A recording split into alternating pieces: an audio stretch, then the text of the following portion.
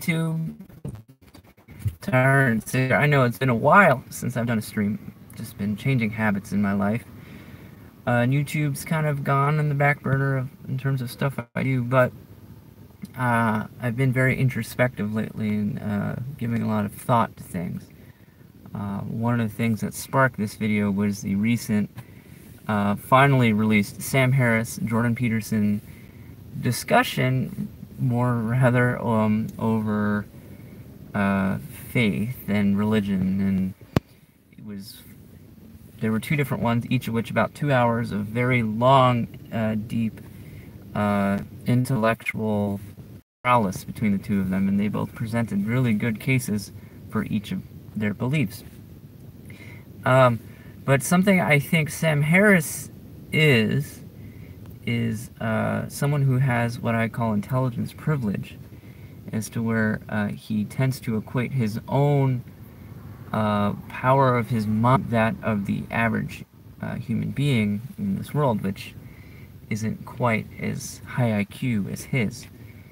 So anytime he presents ideas as to where goes along the lines of, we don't need religion because I am capable of accomplishing so many things without religion, I think it's a little short-sighted, because the majority of people on this earth aren't as intelligent and as capable as he is in terms of accomplishing things in their life and able to structure the world around them based on their own intelligence.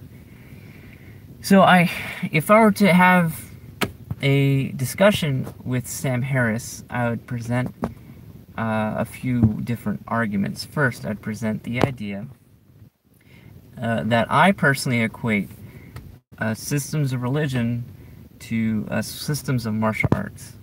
And not, obviously it doesn't perfectly line up. Definitely systems of religion are systems of faith, aren't the same as systems of physical action and techniques. But the way I equate them is, a martial art is like a religion in the sense that they are things that have been amalgamated through thousands of years of refining and collecting ideas around groups of people. And they equate nicely because you can't create a system or style from scratch. You're pulling a bunch of different techniques developed over many years into a system.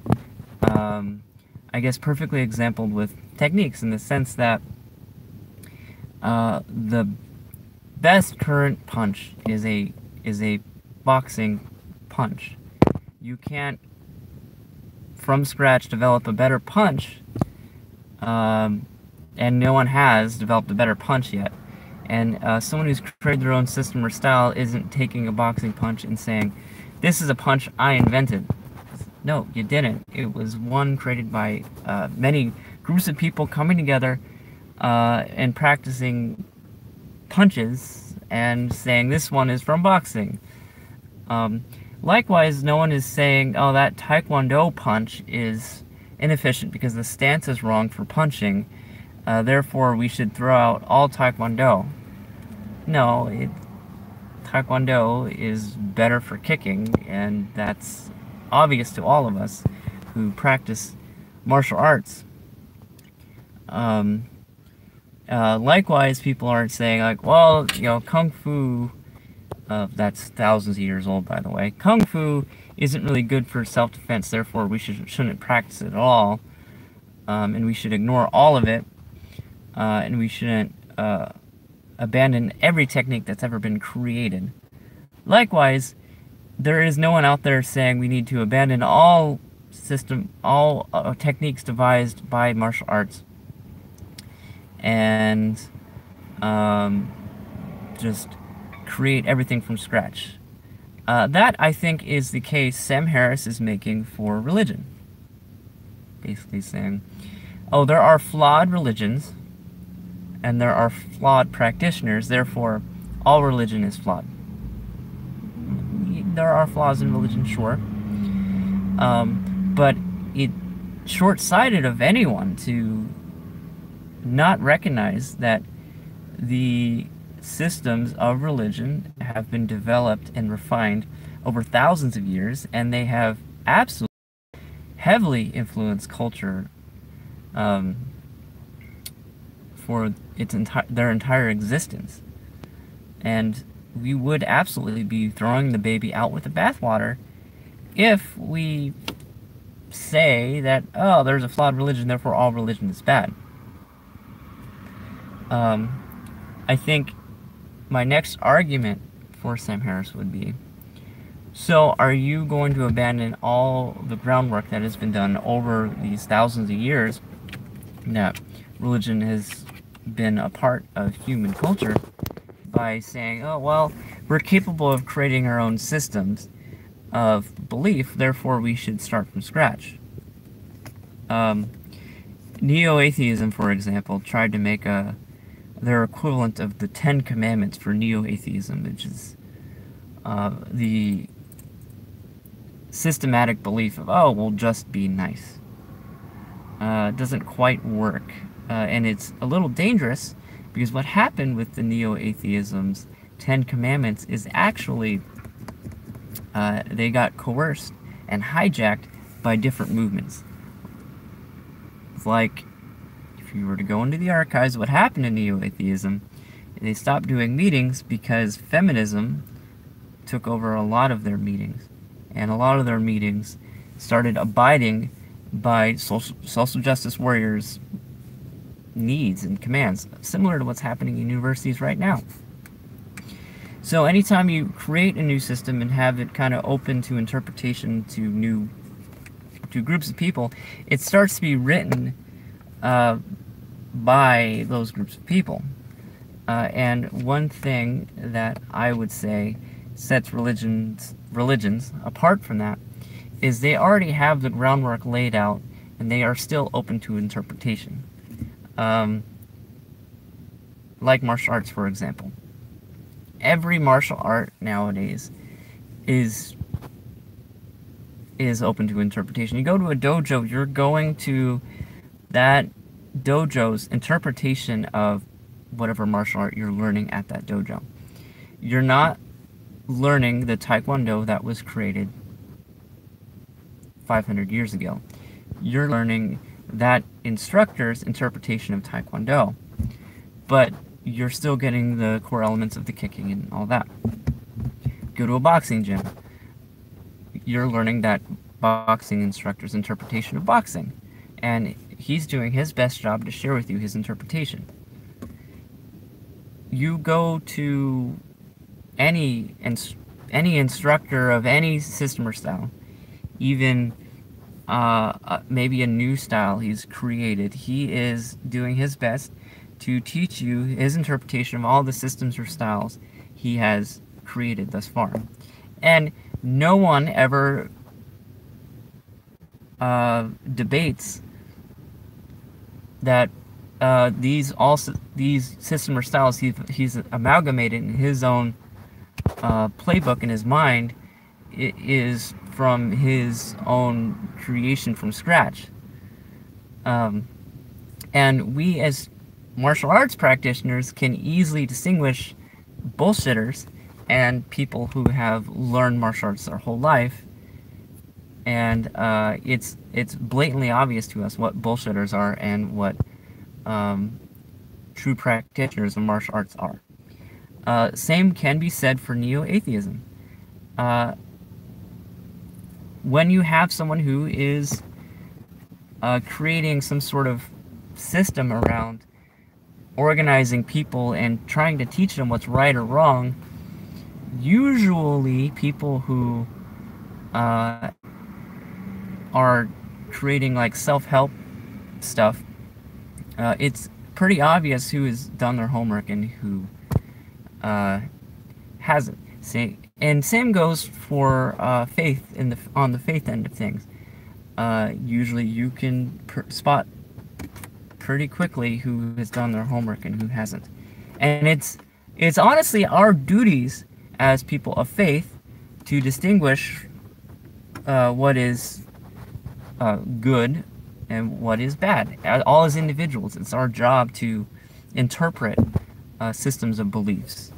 Even if you are going to a congregation that has been around for over 100 years, you can spot what is good and what is bad.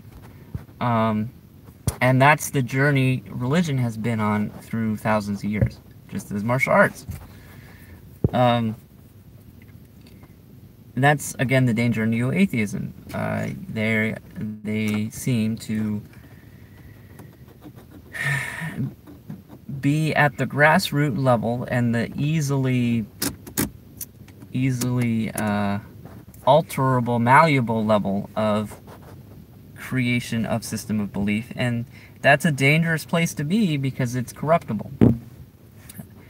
And the most important part, if you've made it this far in the video, thank you, because I tend to ramble.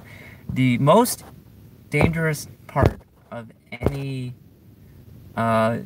idea of time to get rid of religion is, okay, at a societal level, what happens at that? Or if you are creating a universal acceptance of religion is dangerous, what are you going to do to those who are religious? Are you going to make them social outcasts? Are you going to go as far as China to do what they did in the 50s, creating concentration camps for Christians?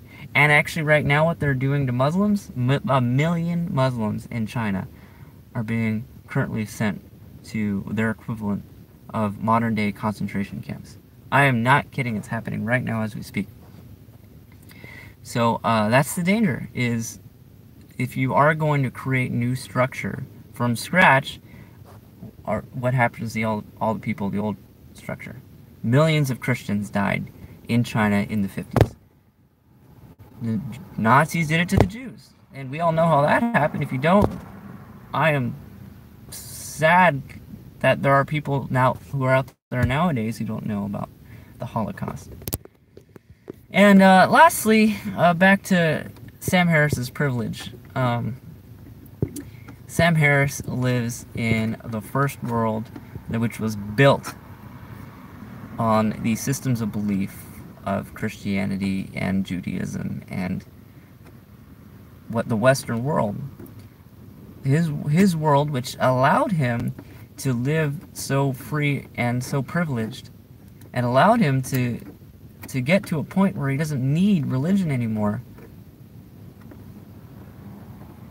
This system he grew up in, he's trying to abandon, but he doesn't recognize that the majority of the people in the world have nothing.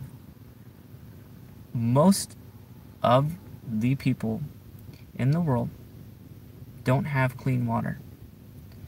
And I don't know if he's been to Africa or China, but I've been places like that, and I can tell you that those people, for some of them, who are very happy, by the way, thanks to the faith they have, the only thing keeping many of them going is the idea that life is a whole lot better on the other side of this life. Some of them who don't have food and don't have water and are struggling to survive, the thing keeping them going is the idea that after an eternal rest, after a rest they will have, after a sleep they will go to sleep to and not wake up from, they will wake up on the other side and have a happier life with an abundance of food on the other side. And the faith they have that things will be better on the other side is what's keeping them going while they don't have food. And it's sad to me that people like Sam Harris believe that the world is better off without religious systems. There's some corruptible, well, all systems are systems, and there are practitioners who abuse the systems that currently exist.